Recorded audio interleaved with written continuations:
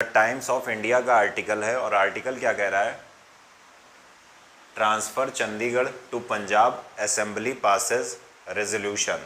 देखिए, पंजाब की असेंबली ने एक रेजोल्यूशन, एक प्रस्ताव पास किया है और उस प्रस्ताव में क्या मांग की गई है कि जो चंडीगढ़ यूनियन टेरिटरी है उसको पंजाब को प्रदान किया जाए। अभी चंडीगढ़ आप अगर देखोगे तो संयुक्त, आप देखेंगे एक चीज़ कि यूटी आता है, तो यूटी अगर चंडीगढ़ आप देखोगे तो पंजाब की कैपिटल भी आती है, हरियाणा की कैपिटल भी आती है।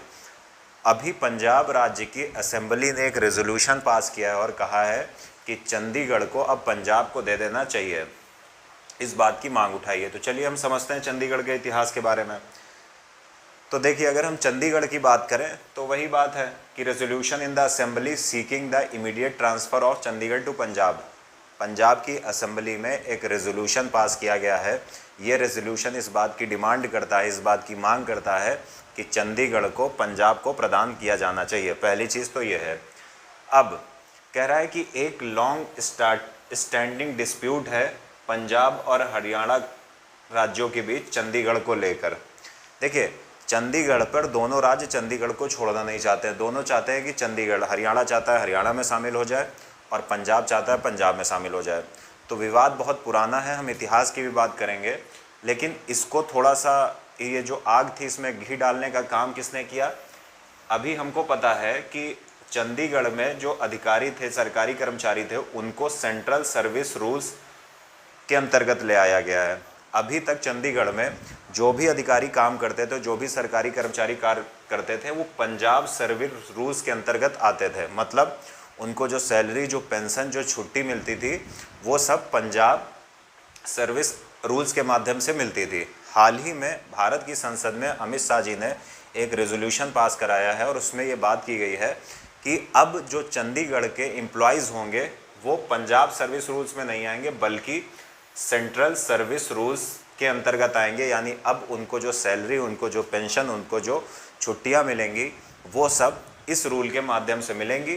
तो ये जो वहाँ के मुख्यमंत्री साहब हैं, अभी जो पंजाब के आम आदमी पार्टी के, इन्होंने इसका विरोध किया है कि केंद्र सरकार चंडीगढ़ पर अपने प्रभाव क्षेत्र को बढ़ाना चाह रही है। तो उम्मीद है ये चीज़ आप समझ गए होंगे। अब अगर हम थोड़ी सी पंजाब की बात कर लें, तो अगर हम पंजाब की बात करें तो देखिए, पंजाब पहले एक यूनाइटेड पंजाब हुआ करता था। हमको पता है कि पंजाब किंगडम की स्थापना महाराजा रणजीत सिंह ने किया था। तो पहले एक यूनाइटेड पंजाब हुआ करता था। जब पार्टीशन हुआ, अब पार्टीशन के बाद कुछ पंजाब का भाग टूटकर पाकिस्तान में चला गया, कुछ भाग भारत में रह गया। अब क्या हुआ, Punjab was reorganise through a Punjab reorganisation act 1966। कहा जा रहा है पंजाब रीऑर्गेनाइज किया गया, किस कानून के माध्यम से, पंजाब रीऑर्गेनाइजेशन एक्ट 1966। इसके माध्यम से क्या किया गया, पंजाब को हरियाणा में बांटा गया, साथ ही साथ एक यूनियन टेरिटरी चंडीगढ़ बनाई गई, जो कि हरियाणा की भी कैपिटल है और पंजाब की भी कैपिटल है।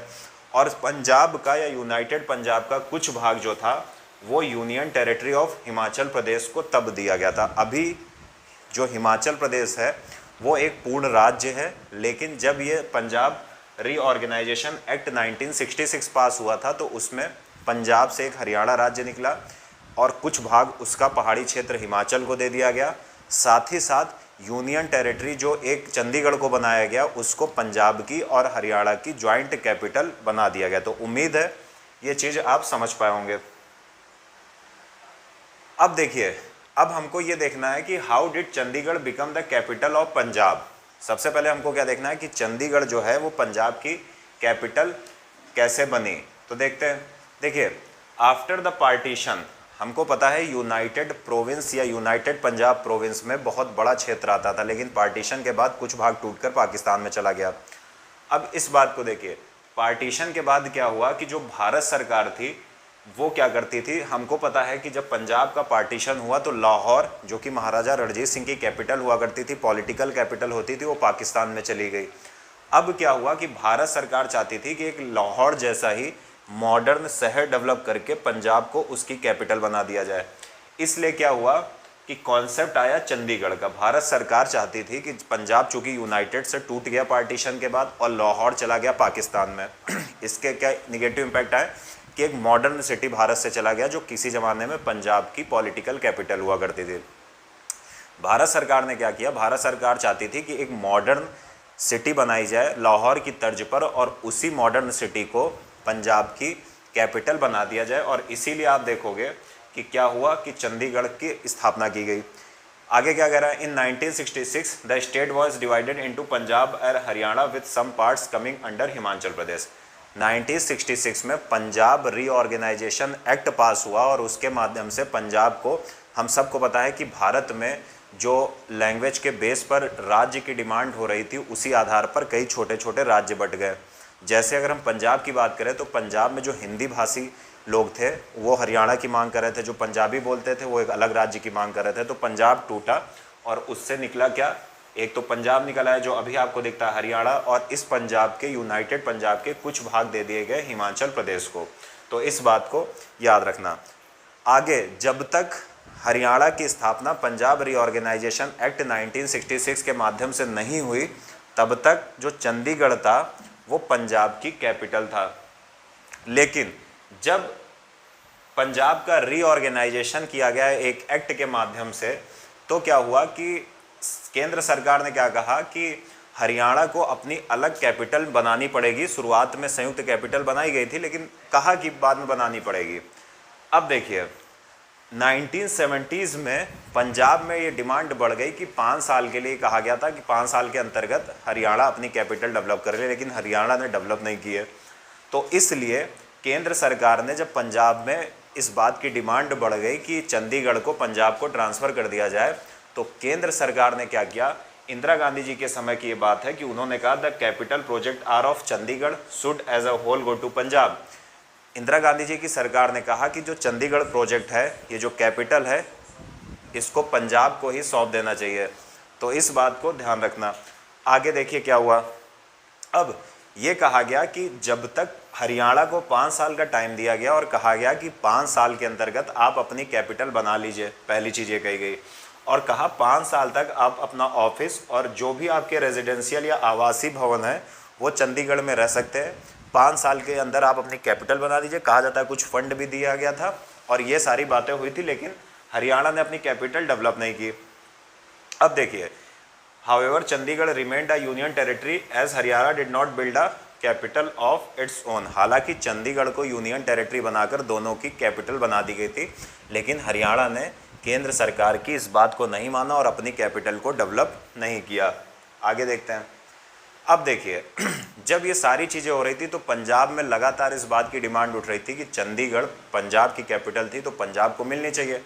इसी क्रम में अगस्त 1982 में अकाली दल, जो कि आप भी आपको पता है इसके प्रमुख नेता श्री प्रकाश सिंह बादल जी हैं, उनके नेतृत्व में अकाली दल ने भी इस बात की डिमांड बढ़ा दी कि आनंदपुर साहिब रेजोल्यूशन जो 1973 है उसके गोल्स को, उसके लक्ष्यों को पूरा किया जाना चाहिए। ये किसने डिमांड की? ये अकाली दल ने डिमांड की। अब ये आनंदपुर साहिब रेजोल्यूशन क्या था ये देखिए। अगर हम आनंदपुर साहिब रेजोल्यूशन की बात करें, जिसके लक्ष्यों को पूरा करने की बात अकाली दल कर रहा था, तो इसमें कहा गया था कि जो सेंट्रल गवर्नमेंट का जूरिसडिक्शन है, क्षेत्राधिकार है किसी राज्य के मामले में, वो केवल डिफेंस में होना चाहिए, फॉरेन अफेयर्स विदेशी मामलों में होना चाहिए, कम्युनिकेशन संचार में होना चाहिए और करेंसी में होना चाहिए। साथ ही साथ जो रेजिड्यूरी पावर थी, अपशिष्ट शक्तियां थी, अपशिष्ट शक्तियां रेजिड्यूरी पावर कौन सी होती है? भारत के संविधान में सब्जेक्ट्स को कई लिस्ट में बांटा गया, उसमें एक लिस्ट है रेजिड्यूरी पावर या अपशिष्ट सूची। जैसे अगर हम देखें तो एक लिस्ट आती है सेंट्रल लिस्ट, जिस पे केंद्र सरकार कानून बना सकती है। एक लिस्ट आती है स्टेट लिस्ट, जिसमें राज्य सरकार कानून बना सकती है। एक लिस्ट आती है कंकरेंट लिस्ट, जिसमें केंद्र और राज्य दोनों कानून बना सकते हैं।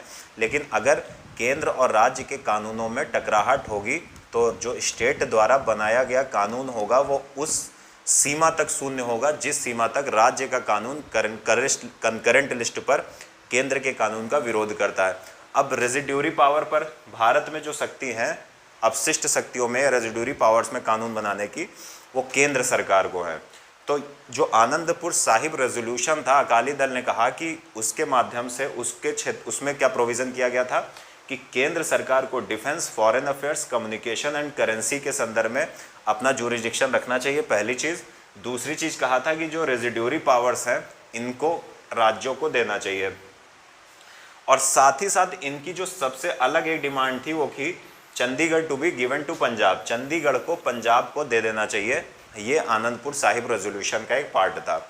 आगे समय बढ़ता है तो 1985 में जब भारत के प्रधानमंत्री श्री राजीव गांधी जी थे, तब क्या हुआ कि एक पंजाब के नेता थे जिनका नाम था लोंगोवाल। उन्होंने एक धरना दिया, इसका एक विरोध किया, इस बात की डिमांड की कि चंडीगढ़ को पंजाब को सौंपा जाना चाहिए। तो एक राजीव गांधी और लोंगोवाल जी के बीच एक समझौता या अकॉर्ड साइन हुआ, जिसके माध्यम से ये तय हुआ था कि जिनका नाम पूरा था हरचंद सिंह लोंगोवाल, तो अकाली लीडर थे हरचंद सिंह लोंगोवाल, उनके और राजीव गांधी के बीच एक समझौता हुआ और ये कहा गया राजीव गांधी सरकार के द्वारा कि हम चंडीगढ़ को पंजाब को सौंप देंगे। लेकिन समस्या क्या हुई कि लोंगोवाल साहब की 1 महीने के भीतर ही हत्या हो गई। यानी ये जो प्रोजेक्ट था कि चंडीगढ़ को पंजाब को सौंप दिया जाएगा, ये इम्प्लीमेंट नहीं हो पाया। उसके पहले जो एक अकॉर्ड साइन हुआ था राजीव गांधी लोंगोवाल अकॉर्ड, उसके साइन होने के 1 महीने के अंदर लोंगोवाल साहब की मृत्यु हो गई और फिर ये मामला फिर से फंस गया। तो उम्मीद है ये मामला आप समझ पाओगे। प्रेजेंट सिचुएशन क्या है? प्रेजेंट सिचुएशन ये है कि चंडीगढ़ एक यूटी है, संयुक्त कैपिटल है, ज्वाइंट कैपिटल है पंजाब और हरियाणा की। अभी पंजाब उसको अपना भाग बताता है, अगर आप सच्चाई में देखोगे, थोड़ा सा ईमानदारी से सोचोगे तो वो पंजाब का भाग होना ही चाहिए, और हरियाणा इसको अपना क्षेत्र बताता है। अब फिर डिमांड उठ रही है, पंजाब में रेजोल्यूशन फिर एक पास किया गया है कि चंडीगढ़ को पंजाब को सौंप दिया जाना चाहिए क्योंकि चंडीगढ़ पंजाब का पार्ट है। तो यूटी भी है। अब हम समझेंगे कि यूटी क्या होता है।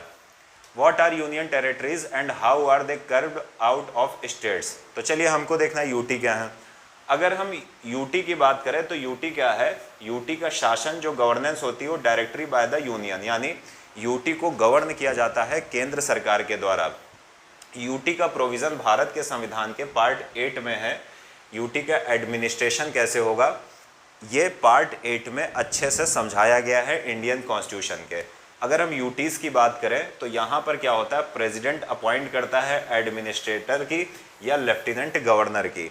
तो याद रखना, यूटी के एडमिनिस्ट्रेशन के लिए प्रेसिडेंट जो है वो एडमिनिस्ट्रेटर, प्रशासक की या लेफ्टिनेंट गवर्नर की अपॉइंटमेंट करता है। आगे अगर हम देखें कि क्या ये जो यूटी का प्रोविज़न था ये भारत के संविधान में पहले से मौजूद था? बिल्कुल नहीं मौजूद था।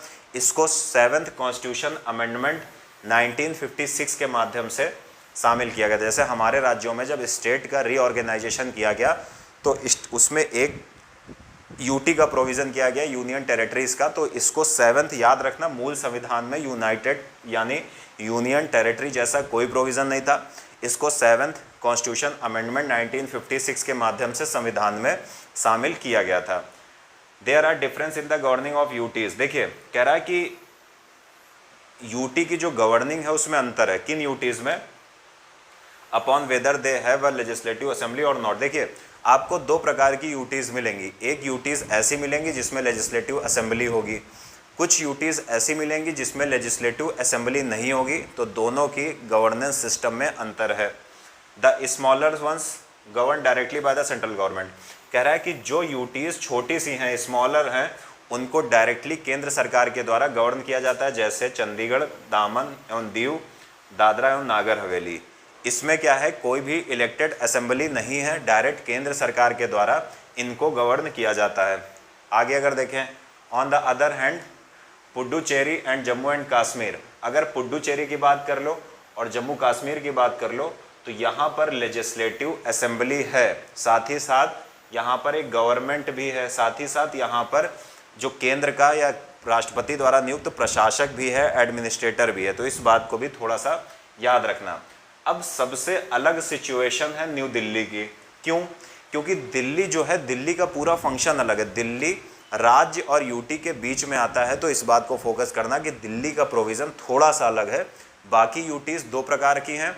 एक जो छोटी है उसमें डायरेक्ट केंद्र सरकार के द्वारा प्रशासक नियुक्त होता है, राष्ट्रपति के द्वारा एडमिनिस्ट्रेटर नियुक्त होता है, और जो बड़ी वाली हैं उसमें लेजिस्लेटिव असेंबलीज़ हैं। तो उम्मीद है आपको ये न्यूज़ समझ में आया होगा। थोड़ी सी चीज़ ये देख लेते हैं कि इंडियन कॉन्स्टिट्यूशन का आर्टिकल 3 क्या करता है, create new states and union territories. देखिए भारत के संविधान का आर्टिकल 3 जो है वो संसद को ये पावर देता है कि वो नए राज्यों की स्थापना या यूटीज़ की स्थापना कर सकती है। तो उम्मीद है कि आपको ये बात याद रखना कि भारत के संविधान का आर्टिकल 3 इस बात का प्रोविज़न करता है कि केंद्र नए राज्यों को और यूटीज़ की स्थापना कर सकती है। तो उम्मीद है ये न्यूज़ आपको समझ में आई होगी। चलिए क्वेश्चन देख लेते हैं जो पास्ट ईयर पेपर में आ चुका है।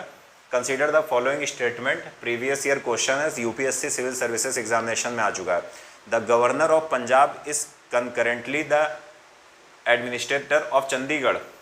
कह रहा है कि जो चंडीगढ़ का आपको पता है कि यूटी में एडमिनिस्ट्रेटर अपॉइंट किया जाता है प्रेसिडेंट के द्वारा। कह रहा है कि चंडीगढ़ का कोई जो एडमिनिस्ट्रेटर है वो अपॉइंट नहीं किया जाता है, बल्कि जो पंजाब का गवर्नर है वही चंडीगढ़ के एडमिनिस्ट्रेटर के रूप में काम करता है। तो ये बात बिल्कुल सही है, याद रखिएगा, बहुत इंपॉर्टेंट पॉइंट है। Next, the governor of Kerala is थोड़ा स्पेलिंग गलत है, concurrently the administrator of Lakshadweep. कह रहा है जो केरल का गवर्नर है क्या वो लक्षद्वीप का भी प्रशासक होता है? नहीं, लक्षद्वीप का अपना अलग एडमिनिस्ट्रेटर होता है। तो याद रखना सही क्या है, वन ओनली। तो चलिए पास्ट ईयर क्वेश्चन में इससे यूटी से क्वेश्चन पूछा जा चुका है, तो इसको थोड़ा सा ध्यान रखिए।